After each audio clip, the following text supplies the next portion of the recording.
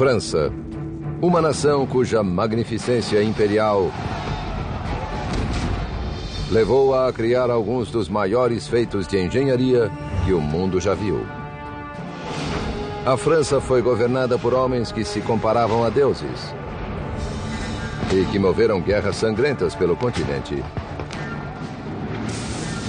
A busca pela perfeição levou esse povo a construir em escala monumental. Notre Dame is a structure of breathtaking innovation. Mas sua extravagância desenfreada causou uma revolução que trouxe o império à beira da ruína. Desse caos emergiu um fabuloso conquistador. Napoleon was a force of nature. Seu objetivo era edificar um império como o de Roma.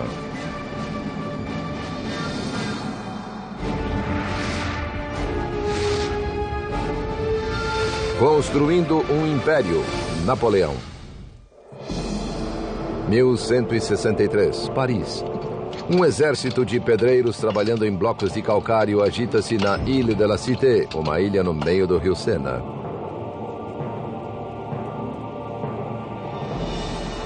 O local era sagrado há milhares de anos. Inicialmente foi um santuário druida. Depois transformado em um templo romano ao deus Júpiter. Mais tarde tornou-se o destino de peregrinos cristãos graças a São Diniz, torturado e decapitado aqui. O rei da França ordenou então a construção de uma nova catedral que seria a inveja de toda a Europa. Esse rei foi Luís VII. A catedral é Notre-Dame, até hoje uma das mais magníficas já erguidas. Allons enfants de la patrie, le jour de gloire est arrivé. The day of glory has arrived. Hello, I'm Peter Weller. I learned the Marseillaise, perhaps the world's most passionate national anthem, about 15 years ago when I decided to take some time off and come here to the streets of Paris and retrace the steps of the French Revolution. But the immediate legacy of the French Revolution was by no means days of glory. It was a reign of reactionary terror that left France in political chaos with headless corpses and eventually brought on Napoleon. Democracy was to come later. But just as the foundations of democracy are bathed in blood, so are they also bathed in beauty.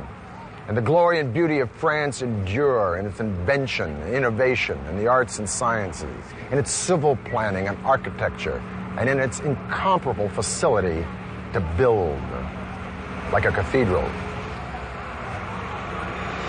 The word cathedral does not just infer some big old church, generically. It's taken from the word cathedra, meaning seat. It is the seat of the bishop or the archbishop, the pope's representative in a particular parish or district. This is the Cathedral of Paris, Notre Dame de Paris, Our Lady of Paris, dedicated to the Virgin Mary. It ain't bad, is it? Matter of fact, it's probably the world's most famous church. Now, before this, in the early Middle Ages, churches were built in a style called Romanesque, using elements of real ancient Rome, like columns and capitals. Romanesque churches were short and fat and squatty, with big, thick walls, little bitty windows, barreled vaults, rounded arches. Even the Romanesque sculpture was austere and solid. But the churches didn't hold a lot of folks. And the Bishop of Paris, Maurice de Sully, not only wanted a church that would fill up with thousands, he wanted a church that would inspire awe. Maurice de Sully era um ícone cristão na França. Após anos de lutas sangrentas, ele e Luís VII quiseram consolidar seu domínio sobre as terras feudais francesas. A grande catedral deles seria a pedra angular desse novo regime e símbolo de sua autoridade inquestionável.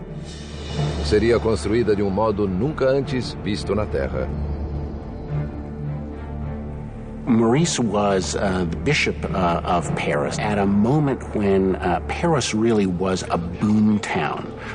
Louis VII established Paris definitively as the capital of the Kingdom of France. I think Maurice wanted to build a building that was worthy of the status of the city and men of enormous wealth and power.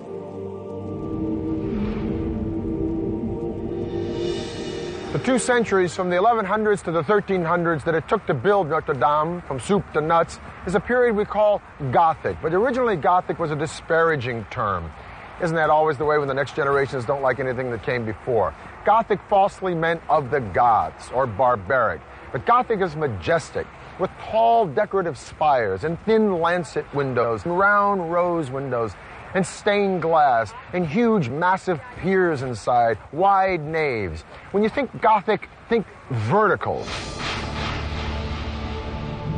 The Gothic, one of its primary characteristics is the sense of both spaciousness and scale and extreme lightness, both structural lightness and then an interior filled with light filtering in through the stained glass windows. It presented a kind of new vision or new image of heaven to the worshiper. Notre Dame tem o comprimento de campo de futebol com paredes que se elevam mais de 30 metros. É tão grande que engoliu a velha igreja de Sully, a qual continuou funcionando durante os primeiros anos da construção de Notre Dame. Andaimes permitiam o erguimento de materiais e equipamentos pesados como madeirame e alvenaria para construir as abóbadas. Engenhoso guindaste giratório movido a tração humana acoplado no topo do andaime era usado para içar a carga mais pesada. A man or two would have gotten in the wheel and essentially like a hamster hoisted the materials up. Para construir a catedral, milhares de operários despenderam suas vidas inteiras erguendo essas paredes. Each mason seems to have had a mark which he would carve into the blocks so that they would get paid by the piece. One often has the romantic notion that each stone was a kind of carved prayer, but it was much more practical than that. If there was no money, there was no work. So many thousands of tons of stone were needed that it started a craze called the cult of carts, wherein men, noblemen and commoners, would hook themselves to ox carts and pull the stones seeking absolution along the way.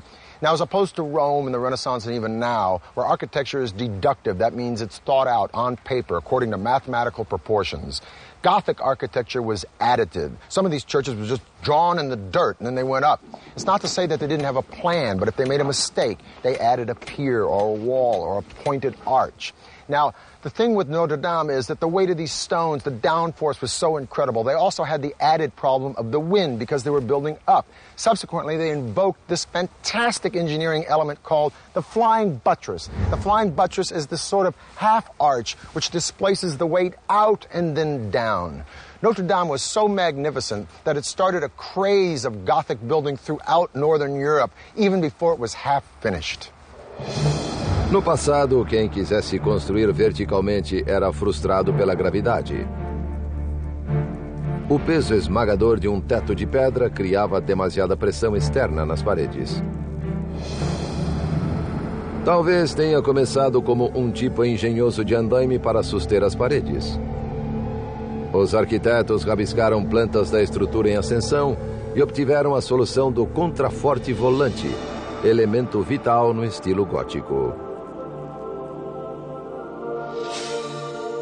Com esse suporte, paredes carregadas podiam conter grandes orifícios para janelas majestosas, que antes eram impossíveis, pois as paredes eram frágeis demais. Em 1190 foram erguidas as paredes ao sul e ao norte da nave, bem como as abóbadas inferiores. As torres a oeste também estavam sob construção elevando-se à altura da grande janela de rosácea, talvez o mais famoso vitral do mundo.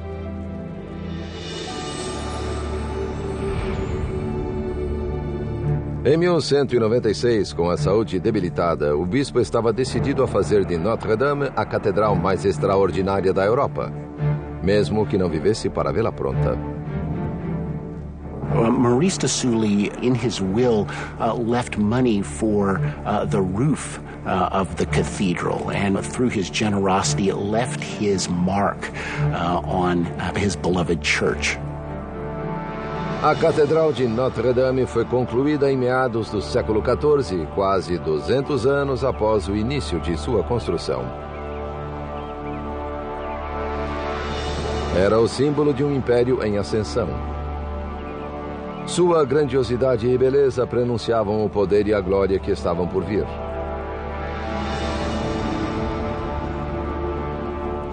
Mas primeiro, o império seria abalado em seus alicerces por um monarca que se comparou a um deus.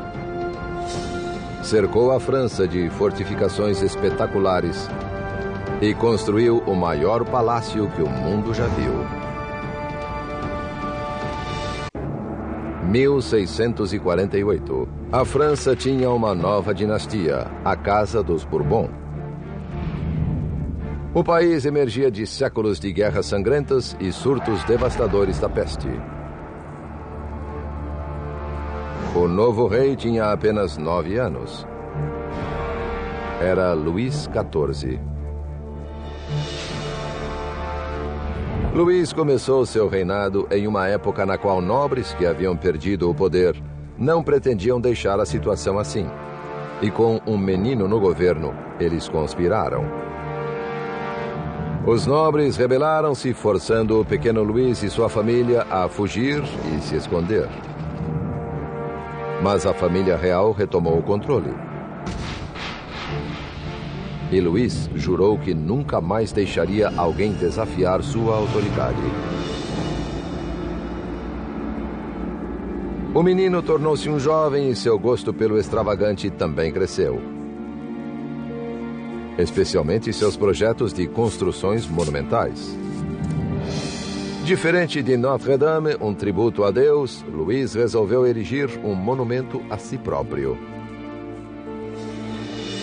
Rompendo radicalmente com seus antecessores, assumiu o controle absoluto, transferindo a sede do governo para fora de Paris, estabelecendo-o em uma cidadezinha 20 quilômetros ao sul, Versalhes.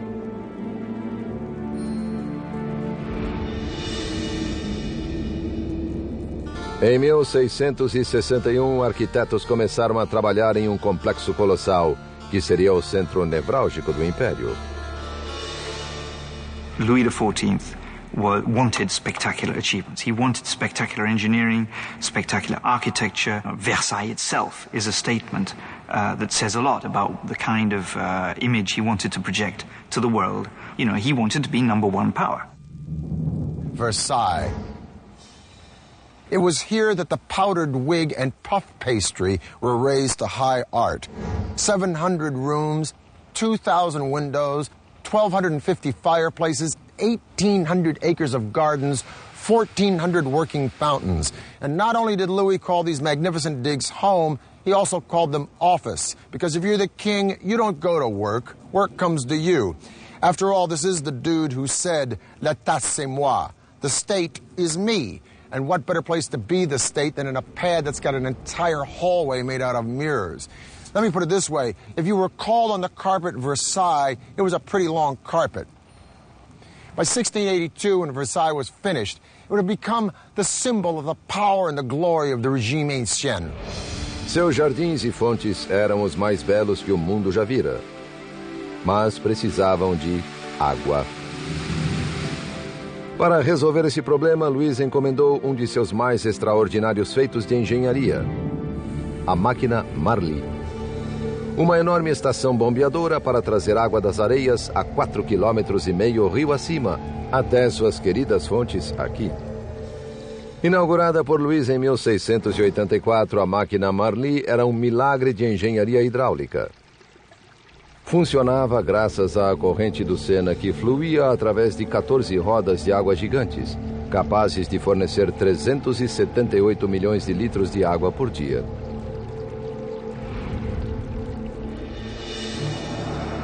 No seu entender, Luís transcendia a mera mortalidade. Ele se identificava com Apolo, o deus solar grego, e adotou um novo título, Rei Sol.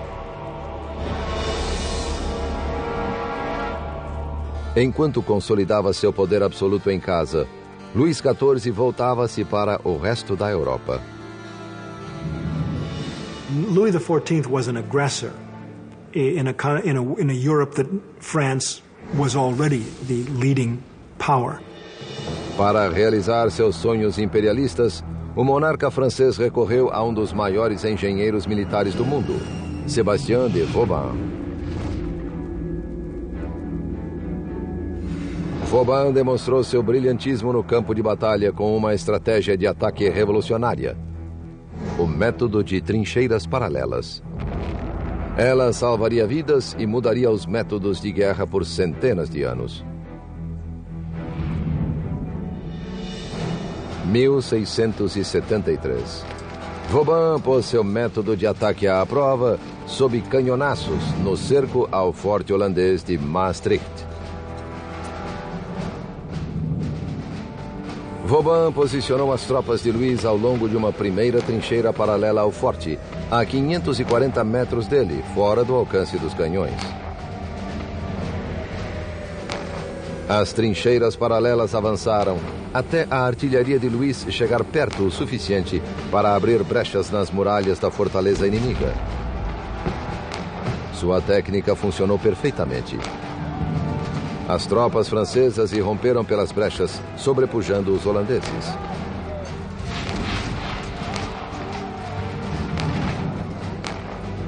A estratégia bélica de Vauban levou a França de vitória em vitória, permitindo que Luís viajasse às linhas de frente, coisa muito arriscada para reis anteriores.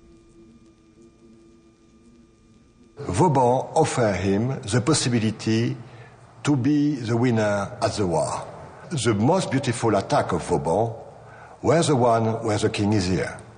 Cada primavera, Luís liderava seu exército para cercar cidades fronteiriças, levando a corte consigo, inclusive sua rainha e suas amantes. A tática de cerco de Vauban ajudou Luís a expandir as fronteiras da França. Seu gênio defensivo, construindo e renovando 300 fortes ao redor do país, tornou o reino praticamente inexpugnável. In ancient Rome, the geometrical shape that was considered most divine for building was the circle or the square for its precision and symmetry. We call this today the centralized plan. Now, this centralized plan became the inspiration for Vauban to build a fort, except in the shape of a star. But the real genius of Vauban was that he could adapt these forts to any terrain. He could read the valleys and the rivers and the cliffs and build his trenches and moats and walls to maximum effectiveness. He could eliminate blind spots where offenders could hide, at the same time giving the defenders the best vantage points in which to return fire. What Vauban gave to the Kingdom of France is the fact that during 150 years after him, never the war became inside the territory of France. The war was always outside. That's very good for the king. Mas os gastos desenfreados de Luís em centenas de fortes deixaram o país à beira da ruína. Vauban ofereceu ao rei uma solução simples: taxar os nobres, não só os camponeses. Sua sugestão foi rejeitada, mas a ideia ressurgiu 100 anos mais tarde, durante a Revolução.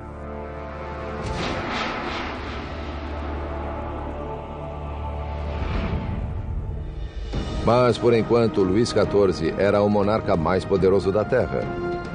Com sua expansão europeia em andamento, ele tentaria dominar os mares com uma passagem ligando o Atlântico ao Mediterrâneo. Passagem que ninguém acreditava ser possível construir. Louis XIV tamed nature just like he did empires. He pulled these parks and gardens of Versailles right out of a marsh. He spared no expense in diverting the rivers around Versailles to fill up these 1,400 fountains. But while these fountains were being designed, there was a salt tax collector named Pierre-Paul Riquet who had water dreams of his own. He dreamed of connecting the Mediterranean Sea with the North Atlantic Ocean with a waterway that would cut all the way through France. The influence of France during the reign of Louis XIV was so profound that French became the spoken language amongst the educated of Europe, as well as the language of diplomacy amongst all the European monarchies. But Louis XIV detested dependency upon these monarchies, particularly Spain for its access from the Mediterranean Sea to the Atlantic Ocean. Well, this tax collector with a dream, Pierre-Paul Riquet, was going to fix that little problem for Louis with the Canal du Midi that would not only connect the Mediterranean Sea to the North Atlantic, but would pave the way for the 19th century industrial revolution, when to have a canal would be an absolute must for any country that wanted to make money. Pierre-Paul Riquet era menino quando ouviu falar da ideia de canal através da França, que permitisse aos navios evitar a longa viagem ao redor da Espanha. Ele sonhou com isso toda a sua vida. I doubt whether Riquet was very easy to live with, because he was so caught up with this project. He was so, I think it's fair to say, he was obsessed by it. Something in him made him want to build, made him want to achieve something concrete that would go down for posterity. 1662.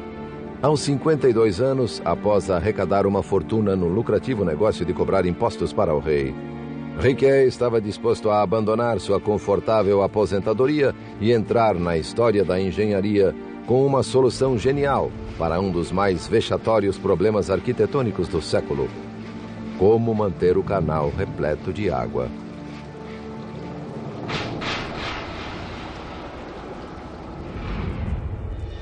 Ele descobriu uma série de rios que podiam ser canalizados para alimentar o canal em seu ponto mais crítico, mas teria de controlar o fluxo da água o ano inteiro. It was going to be dry during the summer. So Riquet understood you needed to get a big volume of water as a reservoir. And the site was found, which was the Saint-Ferréol Dam. And that was absolutely spectacular. That was the key to the whole project. Reservatório. Foi lance de gênio. Riquet solucionou o dilema que ninguém conseguira antes dele. Só havia pequeno problema.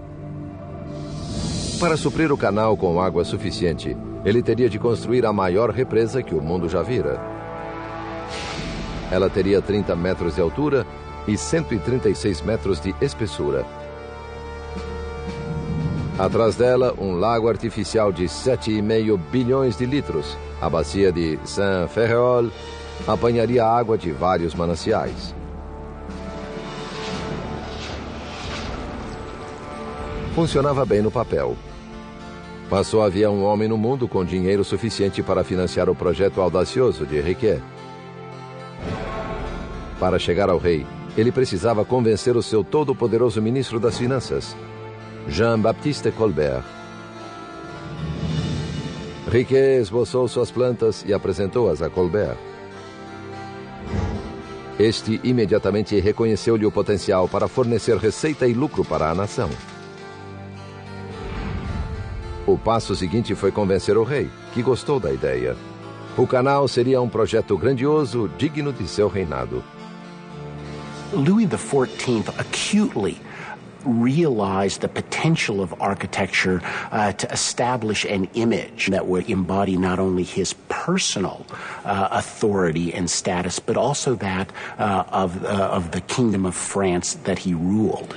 Mesmo assim, Riquet teve de empenhar suas próprias economias para custear 1/3 do projeto, antes da aprovação de Luís.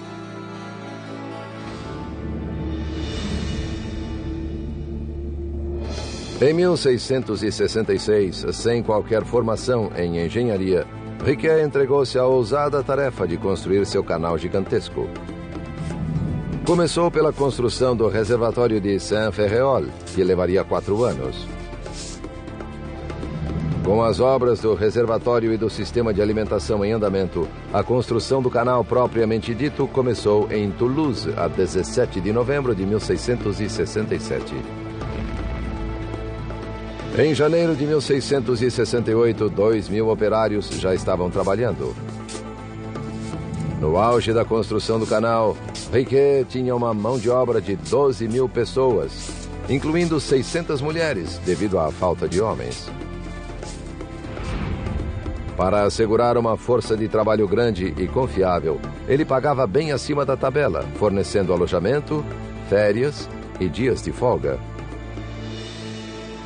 He introduced an early form of social security. You know, there was such a thing as paid leave, which was absolutely unheard of at that time. So he was well ahead of his times, but he had to be able to implement the project in a decent time. Pouco demorou para que o projeto de Riquet e suas generosidades trabalhistas suscitassem críticas. Opositores do canal acusaram-no de gastar dinheiro para sua própria glória em um projeto fadado ao fracasso. Até Colbert começou a ter dúvidas. Em 1677, a construção, que já durava 10 anos, entrou em crise quando o canal se aproximou da encosta sul da Serra de Anserine. Riquet propôs outra ideia arrojada. Construiria o primeiro túnel para a navegação do mundo e o faria com explosivos. Quando a notícia do plano chegou a Paris, Colbert entrou em pânico. Ordenou que as obras do canal fossem suspensas e submetidas à investigação por especialistas.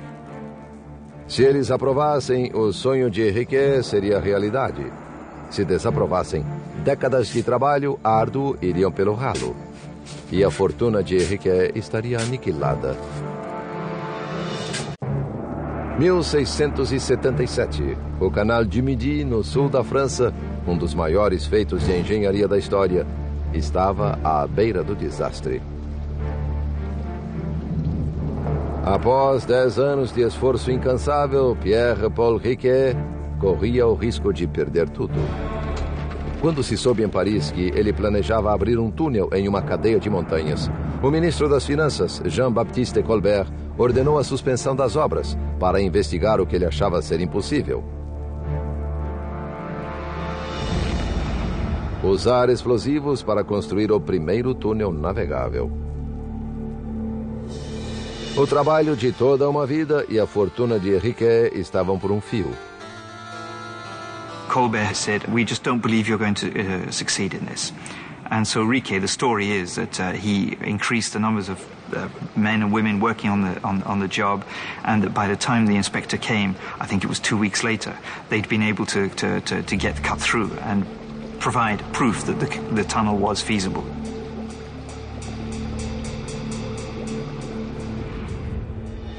Durante 15 anos, Riquet enfrentara todos os obstáculos possíveis, da natureza e dos homens, para construir seu amado canal.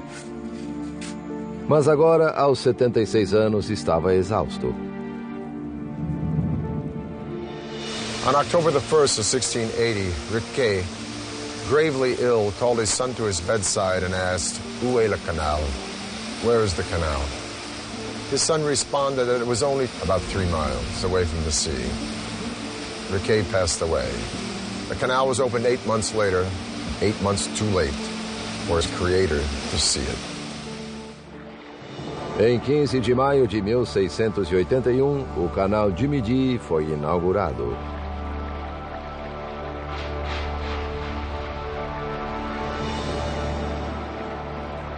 The Canal du Midi is a masterpiece. The solution for transport by water in France is the best solution still today. And the Canal du Midi shows the way. O Canal du Midi foi apenas um entre dezenas de projetos construídos por Luís XIV em sua sede por poder e glória. Mas no fim do seu reinado, seu esbanjamento levara a França à beira da ruína. Seu governo autocrata e vultosas dívidas semearam a revolta, que germinou um século mais tarde.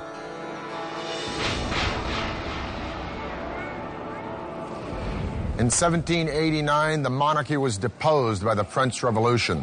King Louis XVI and Marie Antoinette had their heads cut off in the Place du Roi.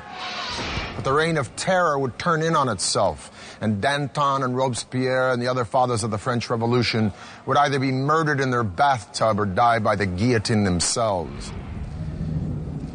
And out of this chaos would come a young, brilliant general from Corsica who would lead France into a new era of empire. 1795. Oficial oriundo de uma pequena ilha no Mediterrâneo estava prestes a dar o primeiro passo rumo ao poder. A vertigem dominava Paris após 3 anos sangrentos que se seguiram à Revolução Francesa.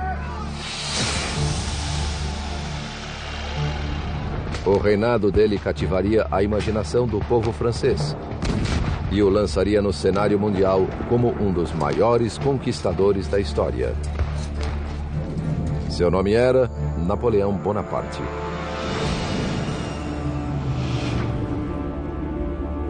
Napoleon was a force of nature. Audacity was his middle name. Napoleon imposed himself upon Europe with such force that he goes down in the annals with Caesar and few others. A ascensão de Napoleão foi meteórica. De comandante do Exército do Interior a general das forças na Itália em apenas um ano. In 1796, Austria attacked French troops in Italy, and Napoleon took a disaffected and undernourished army and turned it into a veritable force. He beat Austria in battle after battle, eating up most of northern Italy, finally even bringing that serene Republic of Venice to its knees.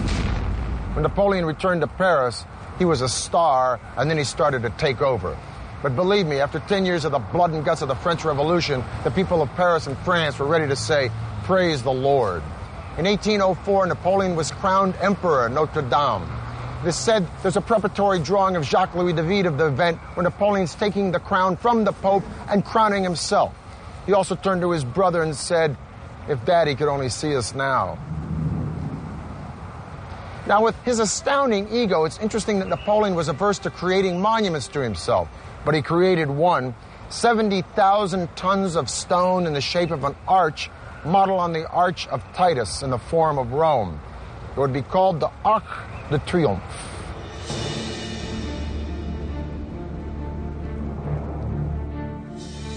Em 1809, Napoleão escolheu o projeto do arquiteto François Chalgrin para seu Arco do Triunfo.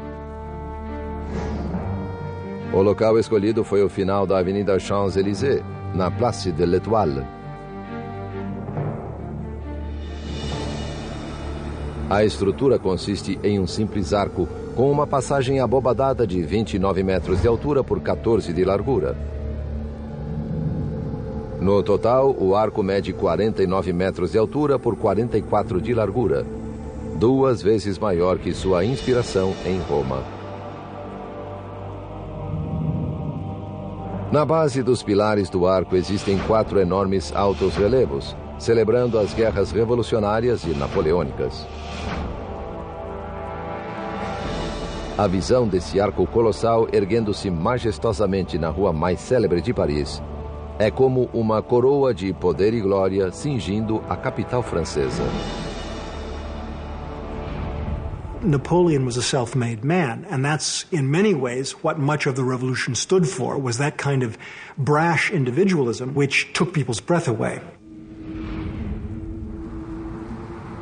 By 1812, Napoleon had conquered most of Europe, but then the boy bit off more than he could chew. He invaded Russia, and the rest, as we say, is history. Poor supply trains, harsh winters, the resiliency of the Russian people, Napoleon was defeated, forced to abdicate, and exiled to the island of Elba. But he escaped and enjoyed a short reprise of power we call the 100 Days, before he was defeated at Waterloo and exiled again, this time to St. Helena, and for good.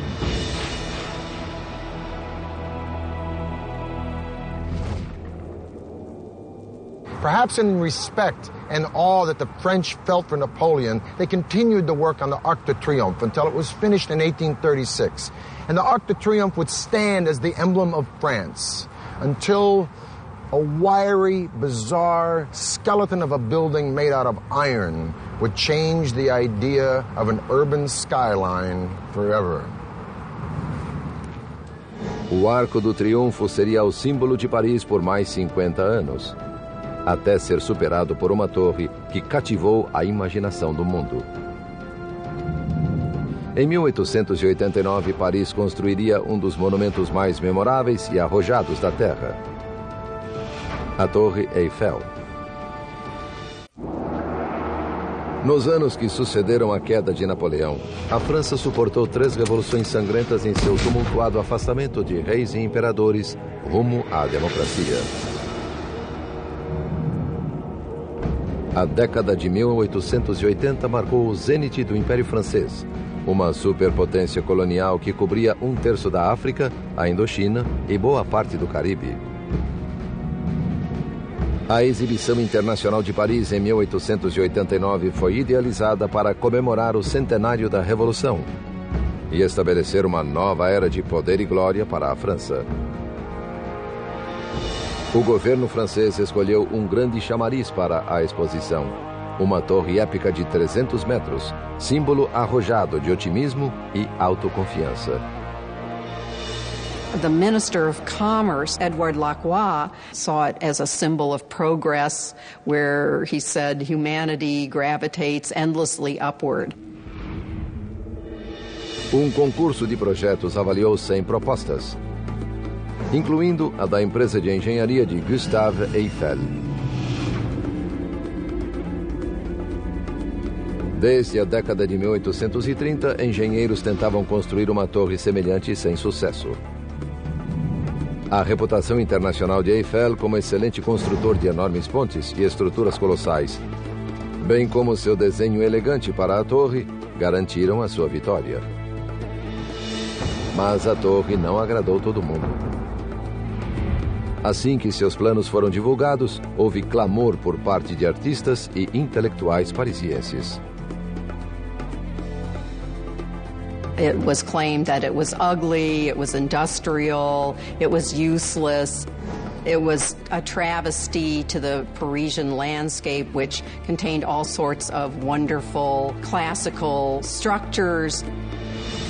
Today we take the Eiffel Tower for granted, but if you think about it in its time, this thing was pretty bizarre. Gustave Eiffel was about to transform the concept and appearance not only of a civil structure, but an entire city's skyline. This thing was going to be the forerunner of the skyscraper, and a lot of folks in Paris didn't dig it. Just like 100 years later, they didn't particularly like the pyramid from IMP in front of the Louvre. But with the Eiffel Tower, it wasn't just the city do-gooders, but serious architects and writers voraciously lobbied against it. Guy de Maupassant supposedly said, "I'll eat there because it's the only place in Paris where I don't have to look at the thing." A torre tem 299 metros de altura, a mais elevada estrutura até então construída pelo homem. Em janeiro de 1887, Eiffel deitou as fundações no Champ de Mars e na margem esquerda do Sena, e encontrou seu primeiro problema. Amostras do solo sob 2 pilares ao longo do rio estavam molhadas e moles, um sério obstáculo para uma torre de 7.000 toneladas. A solução de Eiffel? Uma inovadora forma de ancorar sua torre colossal. Para os alicerces do lado do rio, ele afundou câmaras herméticas de ferro, ou caixas pneumáticas, a fim de que operários pudessem escavar abaixo do nível da água até um leito sólido de rocha. Os alicerces foram assentados na diagonal, de modo que as 4 enormes colunas da torre exercem sua pressão em ângulos retos até os blocos de fundação. Eiffel demonstrou seu gênio inovador no desenho para os encaixes cilíndricos que sustentam as colunas. Em cada um, pôs um êmbolo hidráulico para alinhar as colunas, uma vez que fossem erguidas. Eiffel enfrentou então o maior desafio de todos: o vento. Sua solução seria vital para toda a futura tecnologia dos arranha-céus. Todos os grandes nomes da arquitetura no século XX seguiriam seus passos.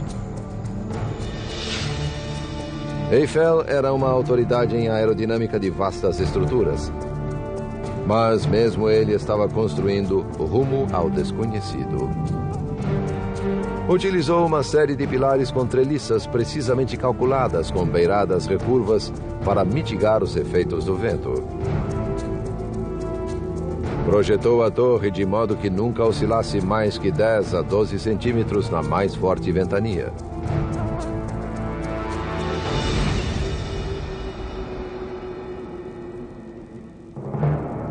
Em 1º de julho de 1887, a torre começou a erguer-se. Pedaços enormes da estrutura de ferro foram içadas aos seus lugares por guindastes a vapor. 2/3 dos rebites foram inseridos nas oficinas para permitir uma montagem rápida. Now, one of the ways in which Eiffel did things rapidly was to prefabricate parts. He was a master at organizing his projects. A construção aerodinâmica de Eiffel foi um sucesso. Em contraste com as décadas despendidas na construção de grandes monumentos anteriores, ou os quase 2 séculos para edificar Notre-Dame, a Torre Eiffel foi construída em apenas 22 meses, com somente 300 metalúrgicos. Ao ser terminada em 1889, a obra-prima de Gustave Eiffel substituiu a Grande Pirâmide de Gizé, no Egito, como a mais alta estrutura do mundo, um recorde superado apenas em 1930 pelo edifício Chrysler de Nova York.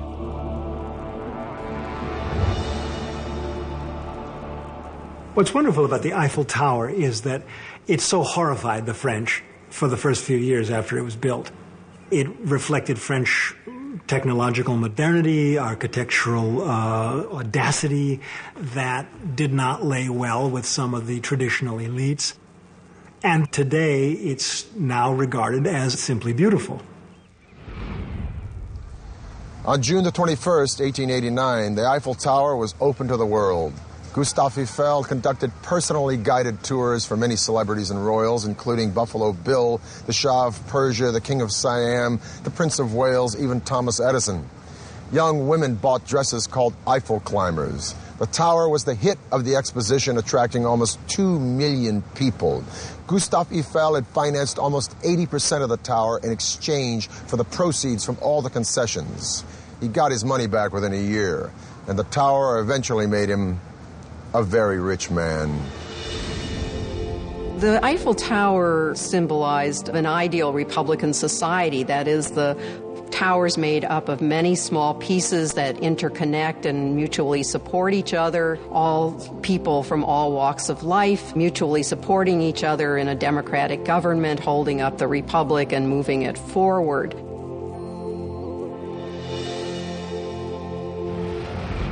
In spite of the cranky cab drivers of Paris, I love this town and I love France.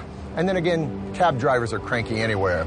If I could go back in time, a few things at the top of my wish list would be to hang out for a weekend at Versailles with Louis XIV, or sip a coffee with one of my own personal heroes, Victor Hugo, or watch Cézanne paint or Rodin sculpt. As it is, I'm quite content to take my coffee looking up at Notre Dame, or staring at the stained glass of Chartres Cathedral, or gazing up at the Eiffel Tower and wondering how in the heck did they get only 11 pounds per square inch at the greatest points of stress on that thing. The grace and the style and the sophistication of the French have persisted from Charlemagne right into the 21st century. How do they do it? Well, some say it's arrogance. Personally, I think it's confidence. Vive la France.